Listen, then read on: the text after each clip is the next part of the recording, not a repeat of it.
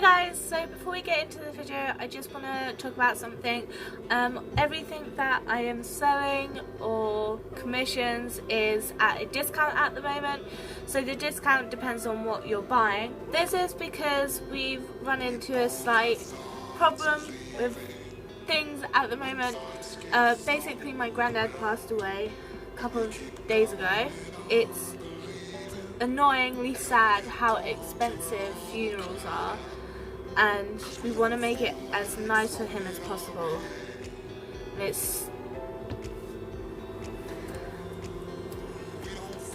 So I would really appreciate any shares of my pictures on Facebook or my Instagram, which are all linked down below. Anything like that, or even if you want to buy something, that would really help. Anything helps, even just a share helps, because it gets everything out to other people. So I want to help out my parents best as I can, which is why everything is at a discount at the moment. So I'm allowing a queue to happen at the moment. This is because whatever we can get in really helps at the moment, and I like to work on commissions, like 3 people's commissions at once, and do little bits of each while I can. So the queue should move on quite quickly. Just know that if you do want to commission me, there will be a queue, because I need as much space open as possible, because funerals are so expensive. So if you guys could just share any of my posts, anything like that, it would be a big help to me. And I appreciate everything, even if you buy the tiniest nub tail there is, I don't mind. I also have my resin crafts that I'm doing, and I have a few up on Etsy which I'm still very new to. So even if you buy something small off of there, I don't mind. Literally anything helps. And it's all just to make it as amazing as I possibly can, which is why you can see all of this mess at the moment. We've been so busy that my room's just dying. But you know, I'm getting through it a bit at a time. I also have my Patreon linked down below if you'd like to go on there. There are lots of amazing little perks as well, so just go have a look. It would mean a lot to me. So now that that's said and done, let's get on to the video. So I'm going to be showing you guys just how to make a nub tail. This is a commission nub tail for the lady that I sold Dixie to, and she's really lovely, and she's been taking care of Dixie, and it's been really fun to make little tails and stuff. And for this you won't need a pattern, we're going to be making our own. Yay! Just because I prefer to make my own for the nub tails. I just find them really easy to make, and I prefer a certain kind of flow to it, if that makes sense. This is a 1 colour nub tail with 1 belt loop. Because nub tails are really small, they don't need 2 belt loops, because 1's enough. You are going to need a Sharpie, some scrap card or paper. I'm just going to be using this from a folder that I don't use, and some scissors. Don't use your fabric scissors on paper because it will blunt them, okay? So don't do that. Okay, so what we're going to start off with is drawing our pattern. Now this is a nub tail that is not going to be attached onto a suit, otherwise you would need a zip. And nub tails are non-removable stuffing basically, so there isn't going to be a small zip in it. You can't remove the stuffing. But this is common with most nub tails because they are so small. With the nub tail, we're going to start off with creating a line. You don't want it too close to the edges because it's going to curve up just a little bit. So I'm going to do about 1, 2, 3, 4 inches to base. Maybe 4.5. I'll do 4.5, but you can always alter this as you go. And then we want it to go up slightly, then curve down, and then start curving back up again.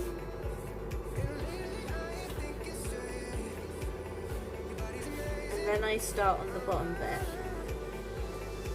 You just kind of do a bit at a time and then try and join it up.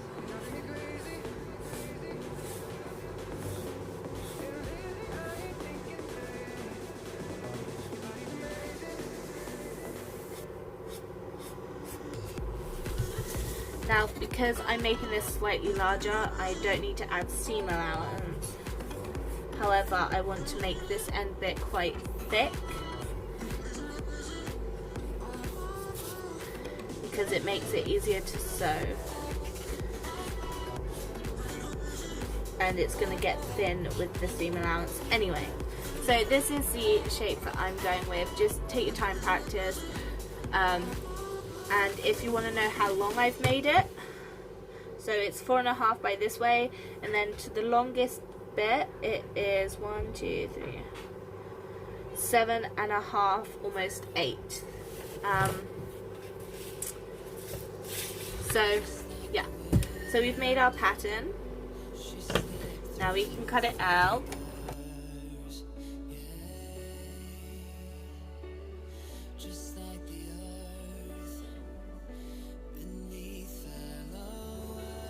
We have our pattern. Okay, so now we're going to mark on the fur direction. So you want it going this way. Normally if it had a big kind of curve here, I would split it and then have the fur go like that, so it does flow like that, if that makes sense. Whereas I'm just going to have the fur just go one direction so we don't have to split it, because it is just a small little curve at the end. And then you want to mark down the fur. If you're doing this whole thing now, then sometimes you don't need to, but just in case you forget.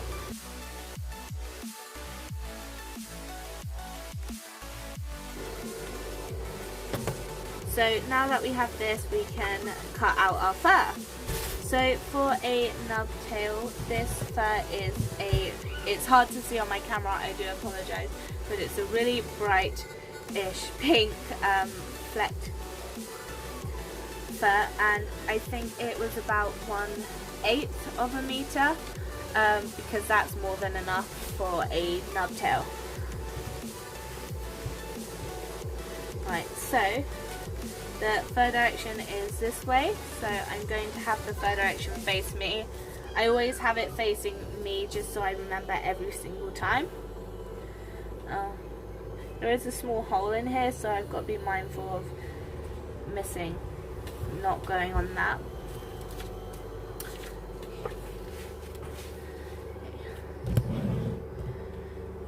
Okay, so I use pattern weights. I've got these really large ones.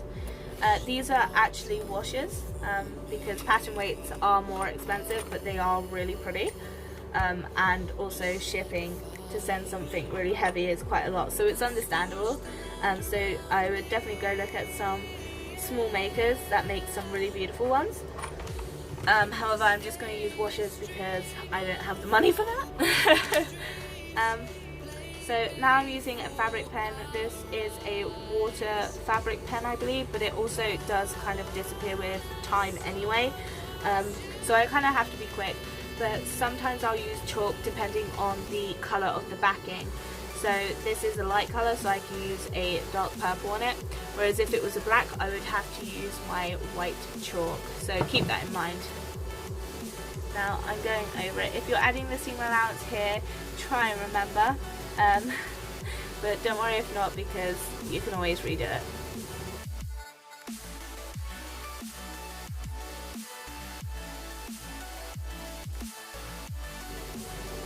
So that's done, we have that drawn around. Now I'm going to use some fabric scissors. Normally I would use my small fabric scissors, however I can't find them. I can't find anything at the moment, so I'm using these ones. But take small snips and close to the backing, not the fur, because you don't want to make it all choppy.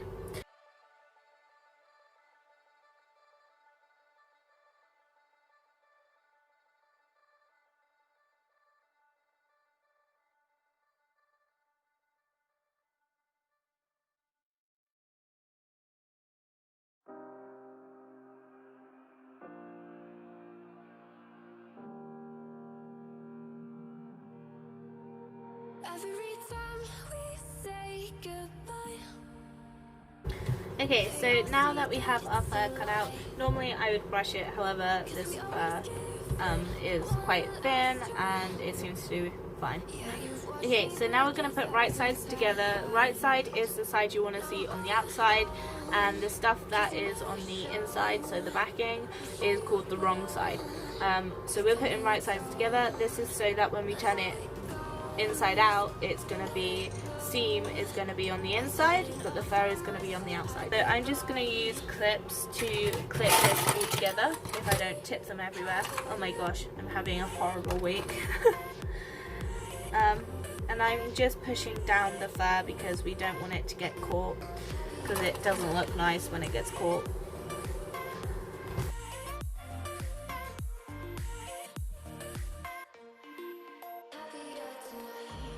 Can't be waiting for you in the morning. I'ma leave without giving a warning. I'ma leave without giving a. But every time we say goodbye, we all know that. So now that it's completely pinned, we're going to use a sewing machine and just sew around the edge. I'm using the edge of the presser foot as a guide, which is about 1/4 of an inch. Always sew in the same direction as the fur to reduce any clogging of the fur. So I'm going to sew down to the point, and then I'm going to sew from the other side down to the point.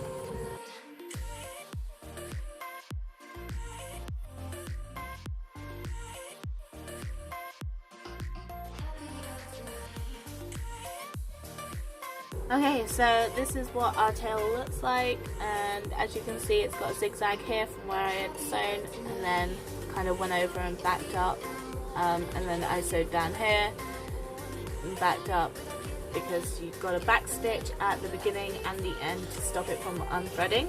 Now we can turn it the right way around and give it a brush. I just wanna be happy.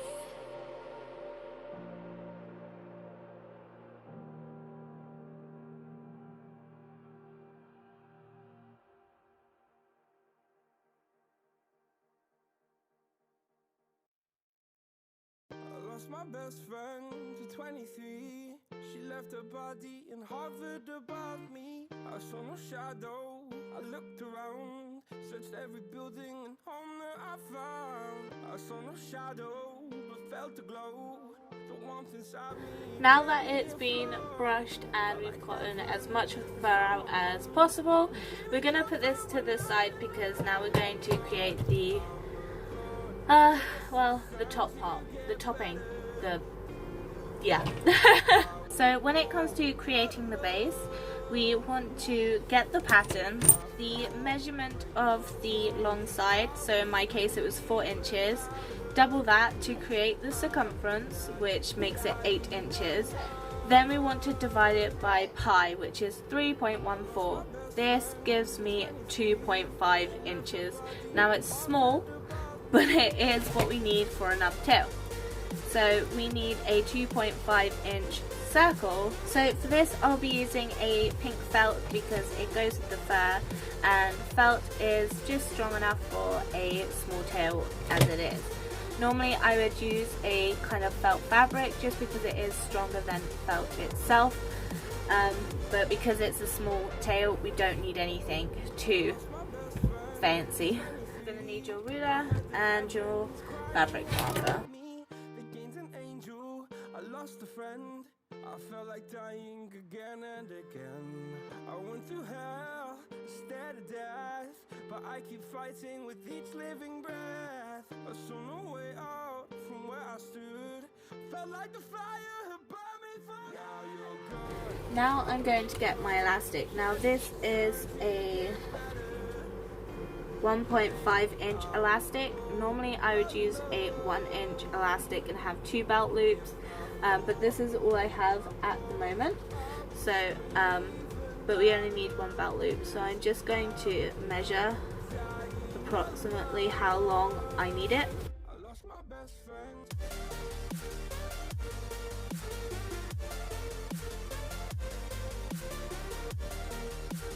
Now we're going to cut out this circle and then we're going to sew on our strip. Now, because I know this pen's going to go away with time and water anyway, I'm just going to sew this on top because I know it's going to disappear. But if you did mark it with something, then use the other side and sew it. But this way I can kind of use it as a guide as to where to sew on. But we're just going to sew back and forth a couple of times to really secure it in on both sides. If you're worried about it not going neat, then you can always use a white thread, because then it will be more hidden, whereas I'm going to use a pink thread because it goes with the colours anyway, and I can trust myself that I can go roughly on the straight line.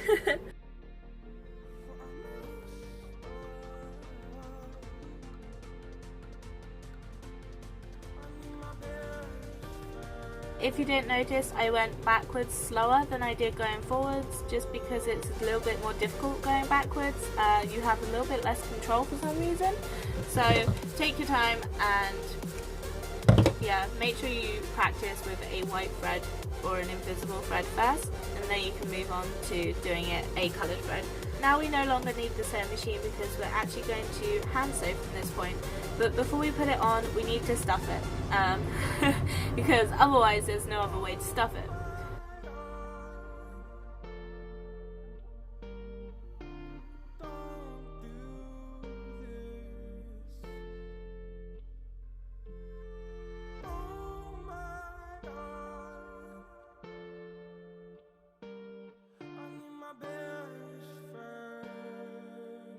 Okay, so now we're going to hand sew this on. So this is what you want to take note of.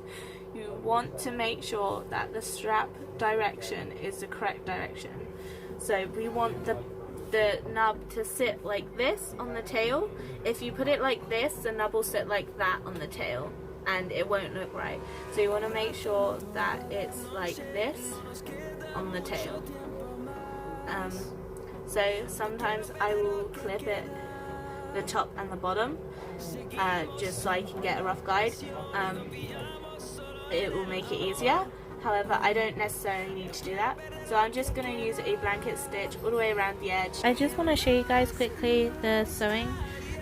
So what I like to do is put the needle through first so that the knotted end here gets hidden underneath and doesn't show on the outside, and that's the same way as I like to finish off as well. And then I try and do a small knot, and then yeah. But I'm just using the normal blanket stitch.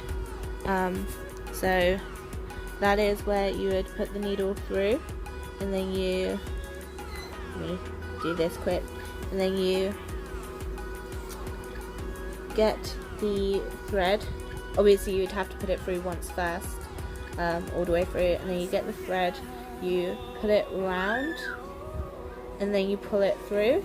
This creates a knot, which secures it a whole lot more than just a basic stitch. So this is the stitch that I like to use.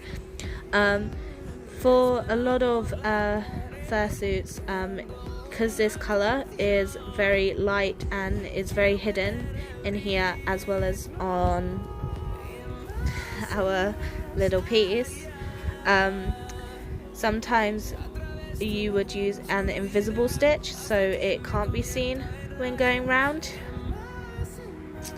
but this I can hide with this thread, so I'm just going to use the normal stitch